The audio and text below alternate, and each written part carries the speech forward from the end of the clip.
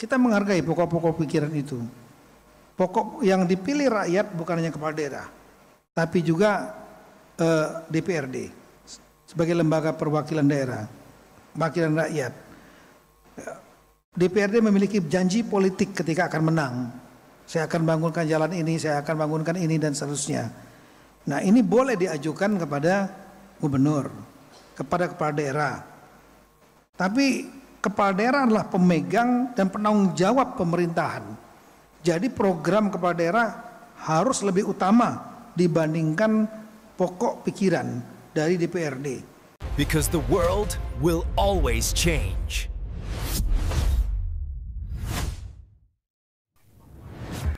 Para petualang sekalian, kita jumpa lagi di channel Petualang Ide, tempat kita mengupas tuntas isu-isu penting yang bersentuhan langsung dengan kehidupan masyarakat, utamanya tentang kebijakan pemerintah, keuangan negara, dan keuangan daerah.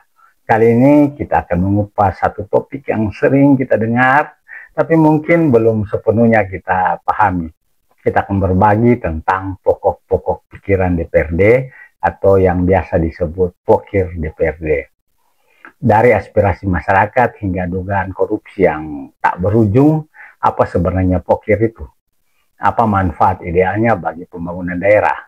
Dan mengapa pokir seringkali menjadi ladang basah yang menimbulkan masalah? Kita akan bedah semuanya dari sudut pandang hukum, manfaat, praktek, hingga kontroversi yang melingkupinya. Siap-siap karena 15 menit ke depan kita akan selami kompleksitas pokir, membongkar mitos dan fakta, serta mencari tahu bagaimana seharusnya pokir berjalan demi kepentingan rakyat. Mari kita mulai. Kita akan awali dari definisinya. Pokir adalah akronim dari pokok-pokok pikiran. Ini adalah dokumen berisi saran dan pendapat DPRD yang diperoleh dari hasil penyerapan aspirasi masyarakat. Jadi, bagaimana prosesnya? Pokir didapat melalui beberapa proses. Di antaranya, yang pertama reses, saat anggota dewan kembali ke daerah pemilihannya untuk bertemu dan menyerap aspirasi warga. Kedua, rapat dengar pendapat atau RDP, pertemuan dengan berbagai pihak seperti tokoh masyarakat, tokoh agama, akademisi, dan organisasi sipil lainnya. Yang ketiga, kunjungan kerja. Pokir bisa didapat dari meninjau langsung kondisi di lapangan oleh anggota DPR atau DPRD. Semua temuan dan aspirasi ini kemudian dirumuskan menjadi pokir yang diusulkan dalam proses perencanaan pembangunan daerah, khususnya saat penyusunan rancangan anggaran pendapatan dan belanja daerah RAPBD. Pokir pada dasarnya adalah jembatan komunikasi antara wakil rakyat dan konstituennya untuk memastikan pembangunan daerah benar-benar mencerminkan kebutuhan di akar rumput, kebutuhan yang ada di tengah-tengah masyarakat yang dirasakan perlu, penting, dan sangat mendukung pembangunan dan kesejahteraan masyarakat. Dalam teori, pokir memiliki sejumlah manfaat yang sangat positif. Saya coba spill beberapa di antaranya. Menjamin representasi rakyat. Pokir memastikan bahwa aspirasi yang diserap langsung dari masyarakat bisa diakomodasi dalam kebijakan dan anggaran pembangunan. Berikutnya, mendorong partisipasi politik. Mekanisme reses yang menjadi dasar pokir mendorong masyarakat untuk terlibat aktif dalam proses perencanaan pembangunan. Pembangunan yang tepat sasaran. Dengan menyerap aspirasi dari berbagai daerah, pokir membantu memastikan proyek pembangunan lebih merata dan sesuai dengan kebutuhan nyata, bukan sekadar berbasis data teknokratis. Meningkatkan akuntabilitas dan transparansi. Jika dikelola dengan baik, pokir bisa menjadi instrumen untuk meningkatkan akuntabilitas DPRD karena prosesnya melibatkan partisipasi publik. Pokir sendiri memiliki sejumlah dasar pokok, dasar hukum yang membuat pokir itu bukan produk ilegal, yang memiliki landasan hukum yang kuat. Di antaranya boleh kita ketahui bersama Undang-Undang Nomor 23 Tahun 2014 tentang pemerintahan daerah yang mengatur fungsi DPRD terkait penganggaran. Kemudian Peraturan Pemerintah Nomor 12 Tahun 2018 tentang pedoman penyusunan tata tertib DPRD yang menyebutkan Badan Anggaran DPRD memberikan saran dan pendapat dalam bentuk pokir. Selanjutnya ada Permendagri Nomor 86 Tahun 2017 tentang tata cara perencanaan pembangunan daerah. Di aturan itu mengamanatkan pokir DPRD sebagai bahan pertimbangan dalam penyusunan rancangan awal rencana kerja pembangunan daerah RKPD. Landasan hukum ini memperkuat peran DPRD sebagai mitra sejajar pemerintah daerah dalam perencanaan dan penganggaran. Namun, dalam prakteknya ada beberapa praktek-praktek yang menyimpang. Di lapangan sayangnya, implementasi pokir seringkali menjauh dari semangat transparansi dan akuntabilitas. Inilah yang menjadi pangkal polemik. Kita sering mendengar pokir disalahgunakan menjadi uang proyek yang dikelola oleh anggota DPRD. Kejaksaan Tinggi NTB memeriksa Ketua DPRD NTB Baik Isfi Rupaida pada hari Rabu 13 Agustus 2025 terkait dugaan korupsi penyerahan dan pengelolaan anggaran pokok pikiran anggota DPRD NTB tahun 2025 atau yang dikenal sebagai dana siluman. Ia membenarkan pemeriksaan tersebut terkait kasus pokir. Kasus dugaan dana siluman ini bermula dari dugaan pemotongan program pokir anggota DPRD NTB periode 2019 hingga 2024 yang sudah menjadi daftar pelaksanaan anggaran di APBD NTB 2025. Program tersebut merupakan hak anggota DPRD sebelumnya karena berasal dari penjaringan aspirasi mereka dan telah disahkan saat mereka masih menjabat. Dugaan sementara ada oknum anggota Dewan baru yang mengkoordinir pembagian uang kepada rekan-rekannya sesama anggota baru. Uang tersebut diduga merupakan fee dari anggaran program yang akan mereka dapatkan yang bersumber dari pemotongan pokir 39 anggota DPRD periode sebelumnya yang tidak terpilih kembali. Beberapa praktek yang sering terjadi adalah kita sebut beberapa saja: intervensi proyek.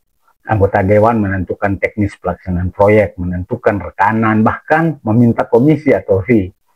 Markup anggaran, harga proyek digelembungkan untuk meraup keuntungan pribadi. Proyek fiktif, mengalokasikan dana ke proyek atau yayasan yang tidak jelas keberadaannya. Bancakan anggaran, pokir menjadi lahan transaksi politik antara legislatif dan eksekutif. Dampak dari praktek-praktek ini sangat merugikan. Beberapa hal yang boleh kita prediksi pasti merugikan, diantaranya kualitas pembangunan rendah atau tidak sesuai spesifikasi pastinya. Keuangan daerah merugi, dana rakyat menguap, menciptakan konflik kepentingan yang dalam dan merusak independensi pengawasan, menurunkan kepercayaan publik terhadap lembaga legislatif. Ada peran KPK dan surat edarannya yang membuat kita lebih berhati-hati karena melihat banyaknya penyalahgunaan. Komisi Pemberantasan Korupsi atau KPK langsung turun tangan. Mereka menerbitkan surat edaran nomor 2 tahun 2024 yang menegaskan beberapa hal penting. Di antaranya, pokir harus berbasis aspirasi. Ada musyawarah rencana pembangunan daerah atau musrembang sebagai ajang mengusulkan berbagai kebutuhan di wilayah. Kita ketahui bersama dalam penetapan kebutuhan yang didanai dengan anggaran daerah, prinsip prioritas menyebabkan banyak usulan yang belum bisa diakomodir mengingat keterbatasan pendapatan daerah. Biasanya jika secara teknokratik anggaran belum bisa diakomodir, maka jalur politis menjadi instrumen yang digunakan. Dalam hal ini, salah satunya melalui suara lantang anggota legislatif. Disitulah pentingnya pokir, menerobos kebuntuan karena berbagai kepentingan yang ada. Rakyat terbantu dan anggota DPRD wajib hadir. Kebijakan ini tentu menimbulkan pro kontra. Pihak yang pro, masyarakat sipil dan anti korupsi, mendukung penuh langkah KPK. Mereka melihat surat edaran ini sebagai langkah tegas untuk menutup celah korupsi yang selama ini sulit dijangkau. Ini adalah upaya untuk mengembalikan fungsi Pokir sesuai titahnya sebagai penjaring aspirasi, bukan alat transaksi. Sementara pihak yang kontra, biasanya oknum DPRD dan rekan-rekannya nakal, menilai surat edaran ini berlebihan dan menghambat peran DPRD. Mereka berargumen bahwa dengan membatasi ruang gerak anggota dewan, proses penyerapan aspirasi menjadi tidak efektif. Namun, pandangan ini seringkali didasari oleh kepentingan pribadi atau kelompok yang diuntungkan dari praktek-praktek ilegal. Bagaimana ke depan agar Pokir berjalan dengan baik, si murni, bukan ditentukan oleh kepentingan pribadi atau kelompok. Kemudian dalam surat edaran tersebut disampaikan dilarang intervensi teknis. Anggota DPRD dilarang mengatur pelaksanaan teknis dari proyek-proyek yang sudah diusulkan melalui Pokir atau yang lainnya. Kemudian ditegaskan gratifikasi adalah pidana. Permintaan komisi, fee, atau gratifikasi adalah tindak pidana. Kemudian pengawasan diperkuat, di mana KPK meminta kepala daerah untuk menolak intervensi yang tidak sesuai aturan dan memperkuat pengawasan. Surat edaran ini menjadi alarm keras, mengingatkan semua pihak bahwa Pokir bukan alat dagang kekuasaan dan akan ada sanksi hukum bagi yang menyalahgunakannya. Dalam surat edaran itu, KPK tidak melarang menyampaikan Pokir, tapi harus sesuai dengan mekanisme, yaitu sebelum penetapan rencana kerja pemerintah daerah RKPD. Dengan adanya surat edaran ini, ada pro dan kontra terhadap surat edaran KPK tersebut. Jadi, sebenarnya pemerintah daerah telah mengatur proses penyusunan APBD secara detail, mulai dari tingkat desa, kelurahan, sampai ke kabupaten kota, bahkan provinsi dan pusat. Beberapa langkah strategis bisa tentu diambil supaya Pokir bisa kembali ke jalan yang benar. Di antaranya, perkuat sistem pengawasan, libatkan masyarakat dan media dalam memantau setiap tahap perencanaan dan pelaksanaan anggaran yang berasal dari Pokir. Transparansi digital, wajibkan penggunaan sistem e-planning dan e-budgeting yang terintegrasi dan bisa diakses publik. Pokir harus dimasukkan ke dalam sistem informasi pembangunan daerah SIPD secara terbuka. Edukasi dan komitmen, tingkatkan pemahaman anggota DPRD dan birokrasi mengenai esensi Pokir yang sebenarnya. Perlu adanya fakta integritas yang ditandatangani dan dipatuhi semua pihak. Kemudian harus ada sanksi tegas, berikan sanksi tegas, baik secara administratif maupun pidana bagi yang menyalahgunakan Pokir. Bagaimana praktek-praktek Pokir ini di negara lain?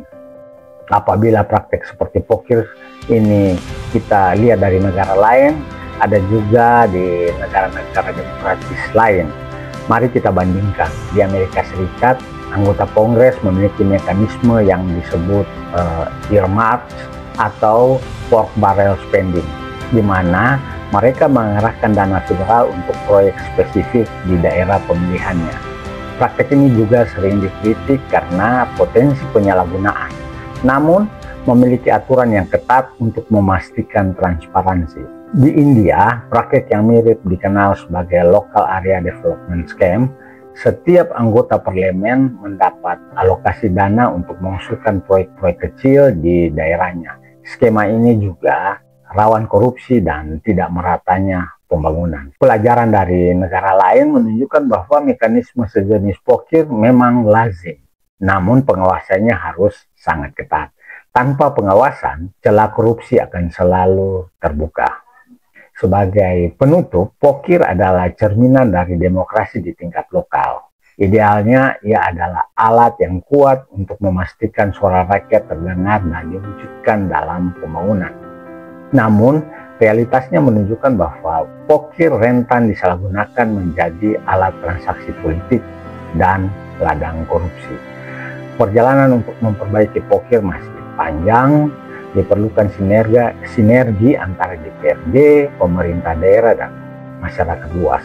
Kita harus terus mengawal, memastikan Pokir kembali pada marwahnya dari rakyat untuk rakyat. Terima kasih telah bersama kami dalam pembahasan yang singkat ini. Jangan lupa like, subscribe, dan share video ini agar semakin banyak masyarakat yang melek tentang isu-isu penting di sekitar kita. Sampai jumpa di episode berikutnya. Tetap semangat.